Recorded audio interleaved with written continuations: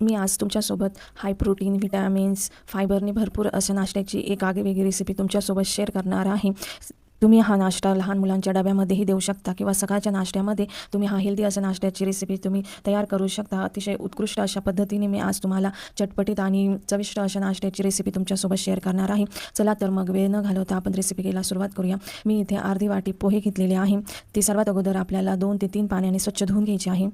आपण आधी सर्वात अगोदर पाणी, कारण या पोह्यांमध्ये डस्ट असते, काही लाह्यांचे काही तुकडे असतात, तेही स्वच्छ निघून जातात आणि आपल्याला स्वच्छ असे पोहे मिळतात. सर्वात अगोदर आपल्याला 5 मिनिटभर हे पोहे तसेच ठेवायचे आहे. त्यामुळे पोहे चांगल्या प्रकारे फुलले जातात. तुम्ही बघू शकता छान प्रकारे फुलल्या गेलेले आहे. आता आपण हे मिक्सरच्या भांड्यात काढून घेऊ. आपल्याला हे सर्व पोहे मिक्सरच्या भांड्यात काढून घ्यायचे आहे आणि या पोह्यांची फाईन अशी एक पेस्ट तयार करून घ्यायची आहे. यामध्ये आपल्याला पाणीही टाकायचं आहे. या पद्धतीने आपण सर्व पोहे मिक्सरच्या भांड्यात टाकून छान प्रकारे वाटून घेणार आहोत. तुम्ही बघू शकता छान अशी फाईन अशी पेस्ट तयार झालेली आहे. पाणी टाकायचं आहे यामध्ये. आता आपण त्याच भांड्यामध्ये 1 वाटी रवा घेतलेला आहे, बारीक रवा घेतलेला आहे. तुमच्याकडे जाड रवा असेल तर तुम्ही तो मिक्सरमध्ये एकदा फिरून घ्यायचा. तर त्यामध्ये मी 1 वाटी रवा आणि अर्धी वाटी दही घेतलेलं आहे. त्यासोबतच इथे मी आपण जे पोह्याचं वाटण तयार करून ठेवलं होतं तेही त्यामध्ये टाकून घ्यायचं आहे. थोडंसं पाणी टाकून आपण हे त्यामध्ये टाकून घेतलं आणि हे सर्व एकत्र चांगलं मिक्स करून घ्यायचं या पद्धतीने. या पद्धतीने मिक्स करून घ्यायचं आहे. आपल्याला जर थोडंसं पाणी आवश्यक असेल तर पाणी टाकायचं आहे, कारण ते भिजल्यानंतर रवा फुलला जातो.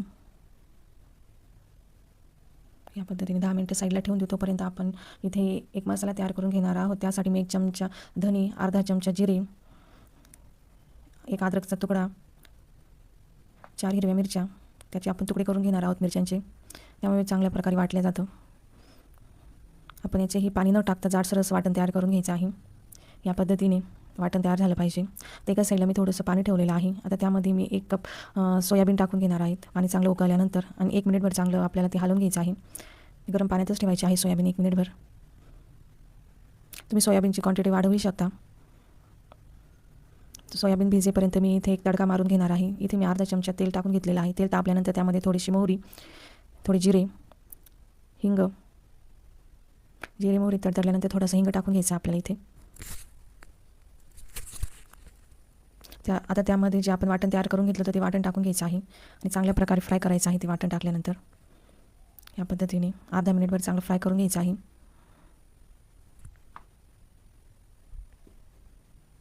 तर त्यामध्ये मी एक छोट्या साईजचा कांदाही बारीक कापून टाकलेला आहे. तोही आपल्याला 1 मिनिटभर फ्राय करून घ्यायचा आहे. कांदा फ्राय झाल्यानंतर त्यामध्ये अर्धा चमचा हळद, अर्धा चमचा धना पावडर, ती चांगल्या प्रकारे मिक्स करून घ्यायचं आहे. इथे मी काही गाजराचे तुकडे त्यामध्ये टाकलेले आहे. 1 शिमला मिर्च छोट्या साईजमध्ये आहे शिमला मिर्च, ती त्यामध्ये टाकून घेतलेली आहे. शिमला मिर्च आणि गाजर आपल्याला बारीक कट करून घ्यायचं आहे आणि तेही आपल्याला 1.5 ते 2 मिनिटभर चांगल्या प्रकारे फ्राय करून घ्यायचं आहे. तर त्यामध्ये चवीनुसार मीठ जरा जास्तच क्वांटिटीमध्ये टाकलेलं आहे. आणि आपण जे सोयाबीन गरम पाण्यात टाकलं होतं त्यातलं सर्व पाणी निथळून आपल्याला मिक्सरमध्ये असे जाडसर भरड करून घ्यायचे आहे. तेही त्यामध्ये टाकून घ्यायचं आहे. मिक्सरचं भांडं व्यवस्थित पुसून वगैरे व्यवस्थित आपल्याला त्यामध्ये ते सर्व टाकून घ्यायचं आहे. अशा प्रकारे आपल्याला तेही 1 ते 1.5 मिनिटभर चांगलं फ्राय करून घ्यायचं आहे आणि वरतून भरपूर अशी कोथिंबीर टाकून तेही त्यामध्ये मिक्स करून घ्यायची आहे. त्यामुळे खूप छान असे आपल्याला तयार होतं. कोथिंबीरमुळे टेस्टही खूप छान येते आणि दिसायलाही खूप छान दिसतं या पद्धतीने. आता आपला रवाही चांगल्या प्रकारे फुललेला आहे. तुम्ही बघू शकता घट्टसर असं पीठ तयार झालेलं आहे. आता त्यामध्ये ज्या आपण फ्राय करून ठेवलेल्या होत्या भाज्या त्यामध्ये टाकून घ्यायच्या आहे. भाज्या पण थंड झालेल्या आहे. गरम गरम बिलकुल टाकायच्या नाही आहे. मीडियम कोमट असतानाच टाकायचं आहे. कोमट असलं तरी चालेल, पण खूप गरम गरम टाकायचं नाही आहे. या पद्धतीने मिक्स करून घ्यायचं. तुम्ही बघू शकता खूप छान प्रकारे मिक्स झालेला आहे. आता यामध्ये मी थोडंसं सोडा टाकून घेतलेला आहे आणि त्यावर थोडंसं पाणी टाकून घ्यायचं आहे. या पद्धतीने तुम्ही सोड्याऐवजी इनोही वापरू शकता, पण आपण लहान मुलांच्या डब्यासाठी देणार असाल तर इथे सोडाच वापरायचा आहे. एका साईडला मी तवा गरम करायला ठेवलेला होता. नॉनस्टिक तवा आहे. त्यावर आपल्याला हे थालीपीठं तयार करून घ्यायची आहे. या पद्धतीने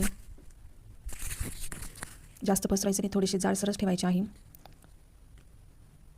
या पद्धतीने गुलाबीसर होईपर्यंत आपल्याला ते व्यवस्थित भाजून घ्यायचे आहे. तुम्ही बघू शकता खूप छान प्रकारे तयार झालेले आहे.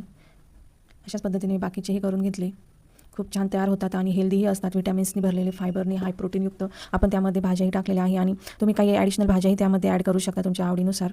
खूप छान प्रकारे हे तयार झालेले आहे. तुम्ही हे टोमॅटो सॉस बरोबर खाऊ शकता किंवा एखादी हिरवी चटणी तयार करू त्यासोबत खाऊ शकता. आणि तर तसेही खूप छान लागतात. त्यामध्ये सर्व प्रकारचे विटॅमिन्स आहे. भाज्या टाकल्यामुळे ते खूपच छान लागतात. त्यासोबत चटणी सॉस काहीही चालेल किंवा तसेही तुम्ही मुलांना डब्याला देऊ शकता. खूप छान लागतं. तुम्हाला जर ही माझी रेसिपी आवडली असेल तर व्हिडिओला लाईक करा, शेअर करा, सबस्क्राईब करा आणि माझ्या चॅनलला फॉलो करायला विसरू नका.